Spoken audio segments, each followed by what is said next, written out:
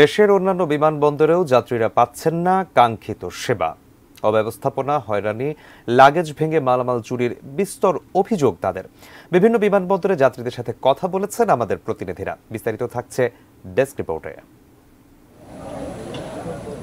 2020 সালে সিলেট ওসমানী আন্তর্জাতিক বিমানবন্দরের নতুন টার্মিনাল নির্মাণ, রানওয়ে সম্প্রসারণ ও কার্গো স্টেশন স্থাপনের জন্য 2116 কোটি টাকা ব্যয়ে কাজ শুরু হয়। প্রকল্পের কাজ 2023 সালের জানুয়ারিতে শেষ হওয়ার কথা থাকলেও তা এখনও শেষ হয়নি।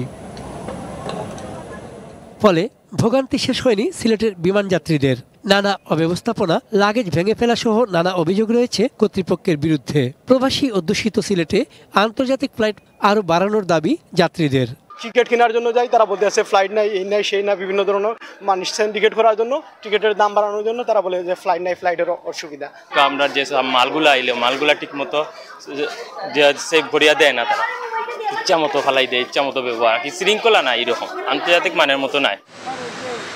সৈয়দপুর বিমানবন্দরে 4টি বিমান সংস্থার 26টি ফ্লাইট প্রতিদিন চলাচল করে। এছাড়াও সপ্তাহে 2 দিন 4টি ফ্লাইট চলাচল করে সৈয়দপুর কক্সবাজার রুটে।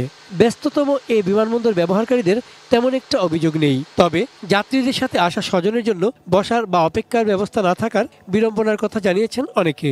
অনেক সময় বাচ্চা নিয়ে একটু দাঁড়ায় থাকতে হয়, কষ্ট হয়।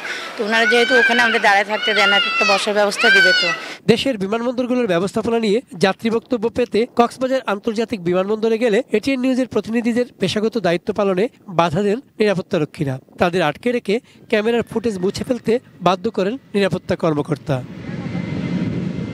চন্দন পাল, ডেস্ক রিপোর্ট, এটিএন নিউজ।